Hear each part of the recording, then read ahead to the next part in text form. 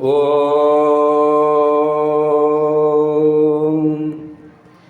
ஸ்ரீ குருப்யோ நமக.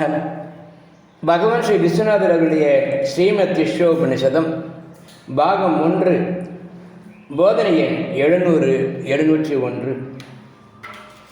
பிறர் உடம்பில் சற்று துர்வாடையோ நோயோ கண்டால் அருவருப்பு உண்டாகிறது. தன் உடம்பில் பல பங்கு அதிக துர்வாடையும் பெருவியாதியும் கண்டும் நம் உடல் மீது அருவருப்பு உண்டாவதில்லையே, ஏன்? நியாயமான கேள்விதான். ஆனால் நடைமுறையில் கூடுவதில்லையே.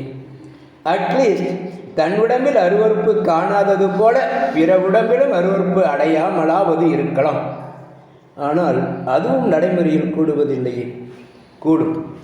2 உடம்புகள் மீதும் பற்றில்லாமல் சாட்சியாக கவனித்தால் தன் உடம்பில் உள்ள பற்று நீங்க பிறர் உடம்பைப் போலவே தன் உடம்பை காண வேண்டும். அதற்கு சாட்சி பாவனையே ஒரு துணை.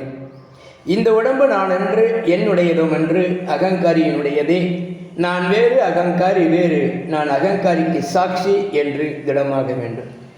வெறுப்பு மட்டுமன்று, விருப்பையுமே கொள்ள வேண்டும். அது நீங்க சாட்சியாகி பிறரை காண்பது போல் அகங்காரியை காண வேண்டும்.